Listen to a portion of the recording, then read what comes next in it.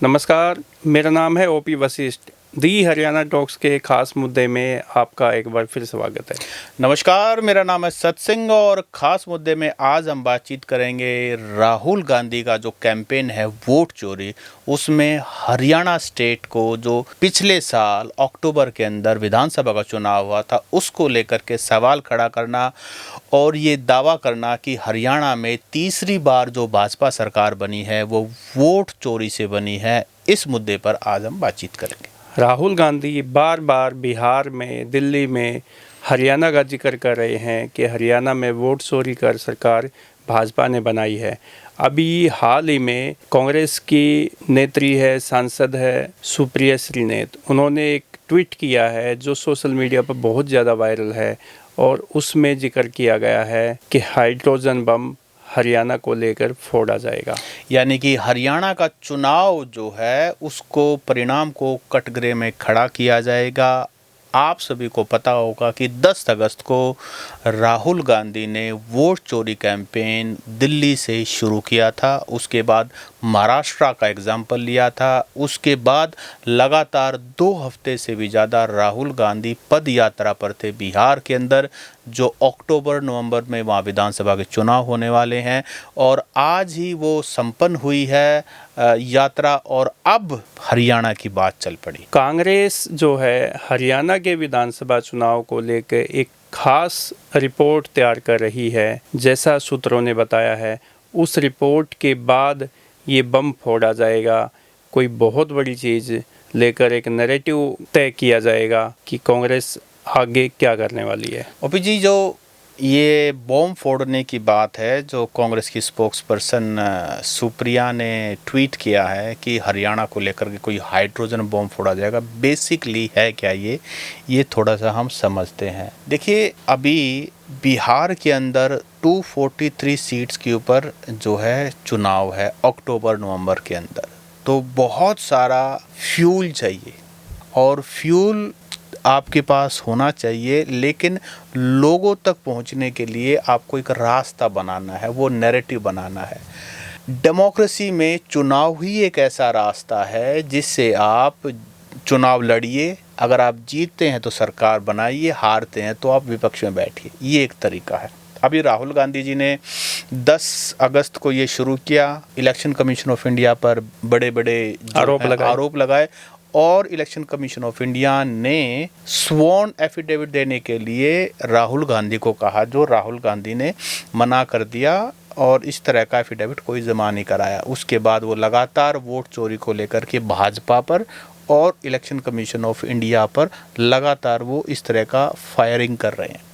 Firing line में उनके BJP और इलेक्शन कमीशन ऑफ इंडिया है। सत्सिंह जी, मैं बात ये कहना चाह रहा हूँ, आपसे पूछना भी चाहता हूँ कि ये जो अभी सरकार बन चुकी है, 1 साल होने को है हरियाणा में, भाजपा की जो गवर्नमेंट है वो 1 साल होने को है। अभी अक्टूबर में परिणाम आए थे और 10 महीने तो हो ही गए हैं, 10 महीने हो चुके हैं। तो अब ये वोट चोरी का मामला कितना मजबूती के साथ बाहर लेकर आ पाएगी कांग्रेस, या इसमें कुछ परिणाम बदल पाएंगे, नहीं बदल पाएंगे? हालांकि कई सीटों पर जो है, जो कांग्रेस के हारे हुए विधायक है, हारे हुए प्रत्याशी है, वो हाई कोर्ट का भी सहारा ले चुके हैं। चुनाव आयोग में भी शिकायतें की थी, ईवीएम में भी बताया था कि जो ईवीएम थी वो 99% चार्जिंग मिली, मतलब चार्ज हुई मिली, जबकि मतदान के बाद मतगणना के समय में काफ़ी टाइम था, अवधि बीच में थी। और उसमें भूपेंद्र सिंह हुड्डा जो पूर्व मुख्यमंत्री है, उन्होंने अभी विधानसभा सेशन में भी उनके नेतृत्व में वोट चोर गद्दी छोड़ करके ऐसे नारे लगाए और विधानसभा तक प्रदर्शन भी किया। भूपेंद्र सिंह हुड्डा ने सीधे सीधे आरोप भी लगाए हैं कि यहाँ पे वोट चोरी करके भाजपा ने सरकार बनाई है, क्योंकि मतदान के 50 घंटे बाद तक जो वोटिंग परसेंटेज है, वो डेटा जो है वो उसमें बदलाव हुआ और 12 घंटे पहले मतगणना के 12 घंटे पहले 2.5% जो है वोट वो बढ़ोतरी हुई है। तो ये जो आरोप लगाए हैं कि जब आप ये देखिए ना कि जब मतगणना होनी है, ठीक है, उससे 12 घंटे पहले 2.5% वोट शेयर बढ़ना टोटल मतदान जो हुआ था। तो ये ऐसे आरोप लगाए हैं। और बैलेट पेपर की बात आई कि पोस्टल बैलेट जो है, उस पोस्टल बैलेट में कांग्रेस काफ़ी सीटों पे जीती हुई है, जबकि भाजपा काफ़ी सीटों पे हारी हुई है। इसके बावजूद जो परिणाम है वो उलट आए। मैं यही पॉइंट आपको बता रहा हूँ। देखिए, हरियाणा का एग्जाम्पल राहुल गांधी के जो वोट चोरी वाले कैंपेन में फिट कैसे होता है। एक तो पूरे देश में हरियाणा में एक नैरेटिव बना हुआ था कि हरियाणा में तो कांग्रेस सरकार आ रही है। हम ग्राउंड रिपोर्ट कर रहे थे, सब लोगों की सुन भी रहे थे, बीजेपी के नेता भी बोल रहे थे। फीडबैक भी आ रहा था कि हरियाणा में कांग्रेस थंपिंग मेजोरिटी के साथ आ रही है। परिणाम आया, बीजेपी सरकार ने 48 सीट जीत करके सरकार जो है बना ली। That's the reality. लेकिन उसके बाद फिर भी ये कन्विंसिंग क्यों कांग्रेस को लगता है कि लोग मान जाएंगे, ये नैरेटिव बिल्ड कैसे, उसके पीछे लॉजिक क्या है, रीज़न क्या है, बताता हूँ। हरियाणा में विधानसभा चुनाव में 19 ऐसे सीटें थी जो 5,000 से कम का डिफरेंस था। 19 सीट्स ऐसी थी जी। अब हरियाणा में सरकार बनाने के लिए चाहिए 46 सीट। बीजेपी के पास है 48 सीट, विपक्ष के पास हैं 37 सीट्स, यानी कि मेजोरिटी से उनको 9 सीटें चाहिए, मेजोरिटी उनकी हो जाएगी। तो विपक्ष 9 सीटें दूर है और उनके पास ये मानिए 2 सीट एक्स्ट्रा है। 40 तो चाहिए ही और 2 सीटें एक्स्ट्रा है। इतना क्लोज जो है ना कंटेस्ट हुआ। और कौन कौन सी सीटें हैं मैं एक बार अपने दर्शकों के लिए पढ़ के सुना दूं। पंचकुला, सडोरा, थानेसर, पुंडरी, असंध, राई, सफीदो, उचाना तो सबसे कम उसमें मार्जिन वाली 32 सीट्स ओनली। फतेहाबाद, डबवाली, आदमपुर, लोहारू, दादरी, रोहतक, अटेली, महेंद्रगढ़, होडल। लेकिन ऐसा नहीं है कि हरियाणा में ये पहली बार हुआ है। अगर बात करें 2024 के अंदर ही 8 सीटें ऐसी हैं जिनका मार्जिन सिर्फ 2000 है, 2000 है मार्जिन। और साल 2000 मतलब ये माने 2019 के अंदर भी 9 सीटें ऐसी थी जो 2000 के मार्जिन में थी। और 2014 में तो राई सीट पर सिर्फ 3 वोटों का, आपको याद होगा जय तिरदिया वाला मामला। और 2005 में 21 वोट से गरोंडा वाली सीट का मतलब जो ये डिफरेंस था।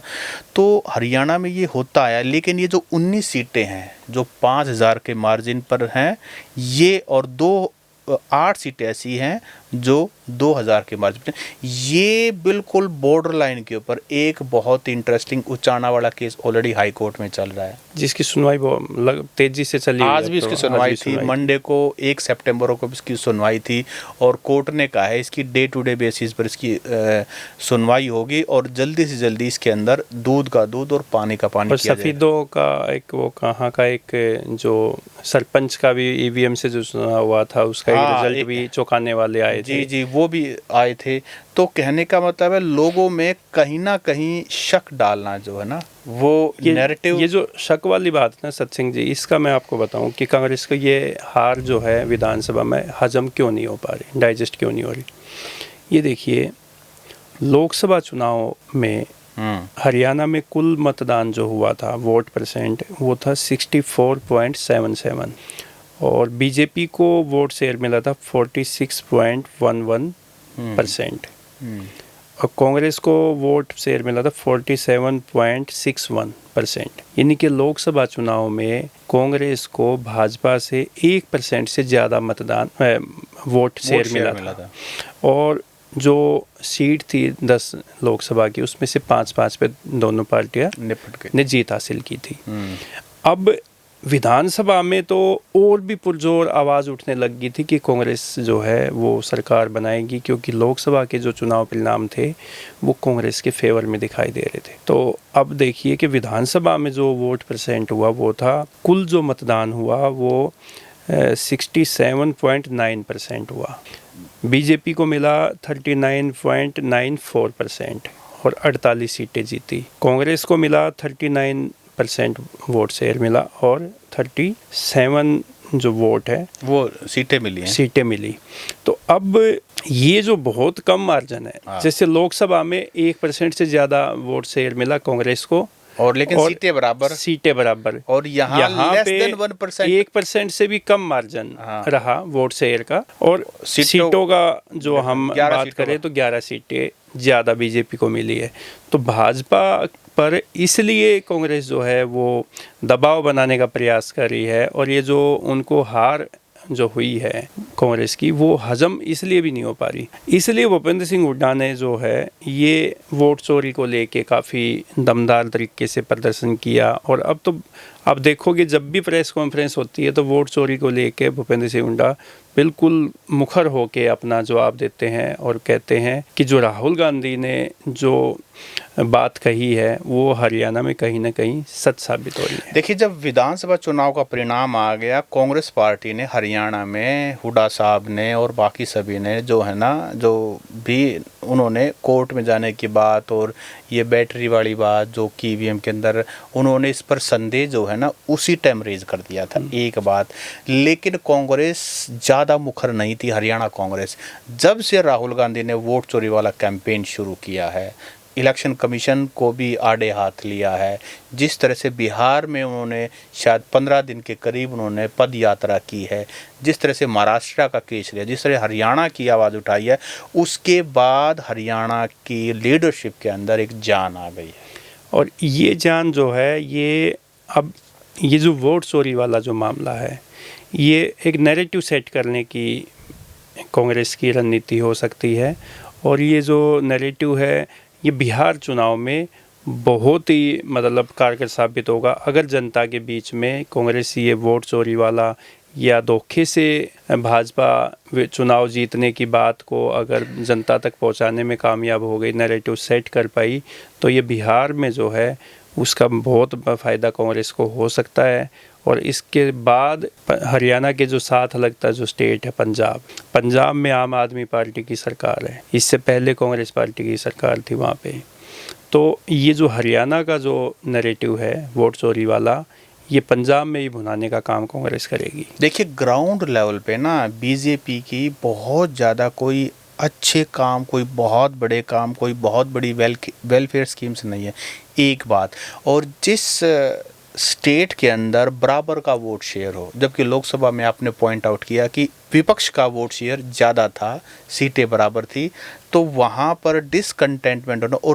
और नेक्स्ट बात, हरियाणा में ना एंटी इनकम्बेंसी तो है। जब 3 बार कोई एक पार्टी राज करे तो एंटी इनकम्बेंसी होना वो ख़त्म थोड़ी हो गई। बेशक बीजेपी ने चुनाव जीत लिया, एंटी इनकम्बेंसी तो आज भी है। और जो रणनीति है ना बीजेपी पार्टी की, कास्ट डिविजन्स पर खेलने की, मेजोरिटी को कोने में लगा दिया, यानी कि जो मेजोरिटी नंबर में है बाकी सभी कास्ट को इकट्ठा करके जिस तरीके से राजनीति करती है, और लगातार वो तीसरी बार फिर भी सरकार बना रही है, तो आप ये मानिए कि इस डिसकंटेनमेंट का बेनिफिट भी कांग्रेस उठाना चाहती है उस नैरेटिव को पुश करने में। तो बेसिकली हम इसको सिर्फ हरियाणा में ना देखें, इसको हम लार्जर पर्सपेक्टिव में देखें कि राहुल गांधी ने सब ट्राई कर लिया। इन्होंने बीजेपी पर हर तरह का इल्ज़ाम लगा दिया, फिर इन्होंने ईवीएम का इल्ज़ाम लगा दिया, कोई भी चिपका नहीं। बीजेपी बहुत ही स्मार्टली नेशनलिस्टिक अपनी इमेज दिखा के, देशभक्त वाली इमेज बना करके और लोगों से वोट ले लेती है। उसके अलावा मोदी की लार्जर देन लाइफ वो दिखा करके कि भाई ये तो कोई ऐसे दूत आए हैं जो उद्धार कर सकते हैं इंडिया का। बहुत ही स्मार्टली जो उनका कैंपेन है, हज़ारों करोड़ रुपए मोदी की इमेज को, ब्रांड को चमकाने के लिए, वो बीजेपी का अपना एक तरीका है चुनाव जीतने का। कांग्रेस इस मामले में कहीं बहुत ज़्यादा पिछड़ गई है। फिर कांग्रेस पार्टी में इंटरनल डिविजन्स बहुत सारी। हरियाणा में कांग्रेस ना आने का कारण कांग्रेस ही है, बीजेपी नहीं है। आपस में इनकी लड़ाई है, आपस में लीडर्स की बनती नहीं है, आपस में जो इन फाइटिंग फैक्शनलिज्म और भी बहुत सारी बातें हैं। अदरवाइज़ कांग्रेस को हरियाणा में तो कांग्रेस ने ही हराया है। तो अब जो है कहीं ना कहीं रीसरेक्ट करने का तरीका यही है कि एक ऐसा नैरेटिव बिल्ड किया जाए कांग्रेस पार्टी की को दोबारा से रीलॉन्च करने की कोशिश है। एक बात और भी सत सिंह जी, ये जो वोट चोरी वाला जो राहुल गांधी का कैंपेन है, ये कहीं ना कहीं जनता के बीच में चर्चा का विषय तो बना हुआ है, और भाजपा ने भी इस कैंपेन को भांप लिया है। अब ये देखिए ना कि हरियाणा में ये वोट चोरी का जैसे ही मुद्दा उठा, या बिहार में या दिल्ली में, जब से ये कैंपेन राहुल गांधी ने शुरू किया है, अब हरियाणा में देखिए कि राहुल गांधी इस वोट चोरी वाले मुद्दे को डैमेज करने के लिए अब भाजपा ने राहुल गांधी को टारगेट किया है कि भाई उन्होंने प्रधानमंत्री नरेंद्र मोदी जी की माता के बारे में कुछ असभ्य या कोई ऐसे शब्द उन्होंने बोले हैं जो कि निंदनीय है, और ऐसे संस्कार जो है वो नहीं होने चाहिए, पॉलिटिक्स में ऐसी बातें नहीं होनी चाहिए, और राहुल गांधी को घेरने का काम किया है। आज भी आप देखोगे, कल भी और आज महिला मोर्चा जो है भाजपा का, उन्होंने राहुल गांधी के पुतले फूके हैं। भाजपा के हरियाणा के जो प्रदेश अध्यक्ष है मोहन लाल बडोली, वो स्पेशल इसी मुद्दे को लेकर प्रेस कॉन्फ्रेंस कर रहे हैं। एक बात और है कि जब से देश आज़ाद हुआ है ना, उसमें कांग्रेस ने राज किया है सबसे ज़्यादा, कांग्रेस पार्टी ने। और हमारा जो देश है 1947 से पहले अंग्रेज़ों का राज था, काफ़ी 200 साल के करीब, उससे पहले मुगल्स थे। तो हमारे यहाँ ना आक्रांत आते रहे हैं। हमारे यहाँ की जो साइकी है ना वो एंटी एस्टेब्लिशमेंट है। तो कांग्रेस कहीं ना कहीं इस तरह के मुद्दे उठा करके वो जो साइकी में एंटी एस्टेब्लिशमेंट, जो एक रेबल की भावना है, कहीं ना कहीं उसको कैपिटलाइज करना चाहती है। इसीलिए इस तरह के मुद्दे उठाकर कि आप लोगों का जो जनमत है, आप लोगों का जो मत है, वो चोरी से हासिल किया है बीजेपी पार्टी ने। इस तरह से उस गुस्से को टैप करना चाहती है लोगों के, क्योंकि लोग देखो, कोई भी पार्टी सरकार बनाए, लोगों की सारी समस्याएं कभी खत्म नहीं हो सकती, वो लाइफ टाइम चलेंगी। बिजली, पानी, सड़क, एजुकेशन, स्वास्थ्य, उन मुद्दों पे तो बात ही नहीं होती। मैं ये कह रहा हूँ कि वो कभी खत्म ना होने वाली चीज़ें आप कंट्रोल कर सकते हैं, आप अच्छी चीज़ें प्रोवाइड कर सकते हैं, लेकिन ये ऐसी चीज़ें हैं, ये तो एंडलेस लिस्ट रहती है। तो कांग्रेस कहीं ना कहीं उस चीज़ का फ़ायदा उठा करके नैरेटिव अपने फेवर में आप ये हासिल देखिए करना ना चाहती हैं कि अब हरियाणा में बाढ़ ग्रस्त कई जिले हैं, आपकी सफाई व्यवस्था धड़ाम से हो चुकी है, किसानों की फसल का मामला है, और महंगाई का मामला है, बेरोजगारी सबसे ज़्यादा मुद्दा। लेकिन बात कहाँ हो रही है? राहुल गांधी ने कुछ ऐसा बोल दिया, उनके पुतले जला दिए। कांग्रेस जो है वो भाजपा पे आरोप लगाती है, वोट चोरी किया, प्रदर्शन किया, अखबारों की सुर्खियाँ बनी, और अपने घर चले जाते हैं सभी नेता। तो जो मुद्दे हैं, जो सही मुद्दे हैं, जो जनता के मुद्दे हैं, उन पे कभी भी आप देखोगे पॉलिटिकल पार्टियां जो है ना, वो कभी ध्यान नहीं देती। वो चुनाव से पहले जनता के मुद्दे दिखाई देते हैं, और चुनाव होने के तुरंत बाद वो जो है जनता के मुद्दे गौन हो जाते हैं। तो साथियों, आपको क्या लगता है, कांग्रेस पार्टी का वोट चोरी वाला जो आरोप है बीजेपी के ऊपर, इलेक्शन कमीशन ऑफ इंडिया के ऊपर, क्या इसके क्या सही में मायने हैं? क्या सिर्फ ये नैरेटिव बनाने के लिए पटकथा लिखी जा रही है, या वाकई में आपको लगता है कि हरियाणा में वोट चोरी करके सरकार बनी है? आप ये कमेंट करके हमें ज़रूर बताएं। नमस्कार।